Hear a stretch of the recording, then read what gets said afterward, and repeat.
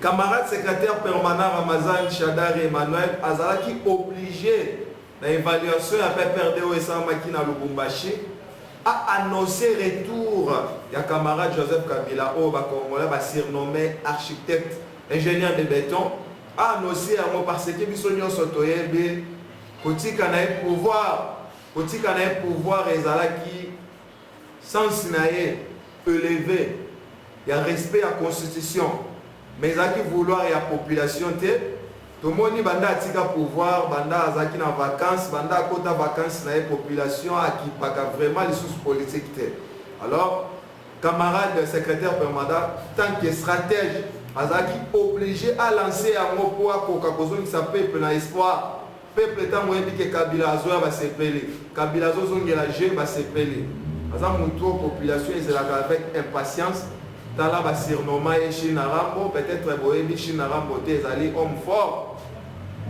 en tant que les seuls Congolais atia vie na en danger pour na Congo abunda contre ba impérialiste pour la recolonisation à Congo ils ont maté pour la balkanisation à Congo et kokisa maté on est allé plan ya binemi à Congo c'est Joseph Kabila oyo atia bomo inaye en danger pour na défendre biloko wana des secrétaires permanents ya PPRD azalaki obligé à annoncer un mot pour population koka kokitsa mutema basé na kimia alors na ko répondre mukieto na kolobela mai o baba kiungu alobi que Joseph Kabila s'est préparé à la candidat à ces pays. Oui, il a raison.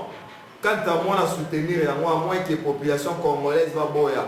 Parce que Kabila, oui, bien que la simanaïse des populations, à quoi l'ingasa la boya, mais ce qui peuple balobitika, à Roland la population naïe. Tout le monde a qui, Batumusu sous mal intentionné, babanda ko ebisaye, kotika pouvoir te, mais le cola azalakana sens moko élevé à respecter l'engagement. Na koto sa population na yazalaki obligé à tika pouvoir pour to sa mide ko mboka. Alors mai oyo ndeko kiungu alobi ke Kabila a se préparé comme candidat à ces pays.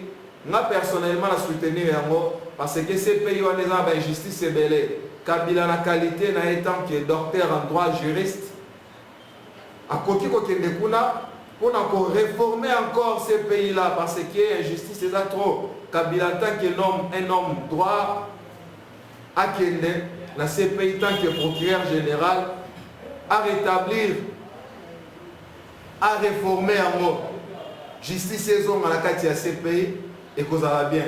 On a soutenir un peu les coquins ou alodi. Pour la soukisa, na kosenga na ndeko Kistek Kabuya, à ça l'effort, à Luka camarade secrétaire permanent Shadari, à Tangisaye comment gérer un parti politique en tant que secrétaire. PPRD tozaki na pouvoir, na idéologie à Shadari, au mona jeune mon côté à PPRD, à Tumba. Tout ça la marche des ordres. Tout ça la quoi que ce soit en termes yako baby sabiloko ya l'état non jamais. Donc à ça l'effort à Luka camarade Shadari attangisaye comment gérer un grand parti politique.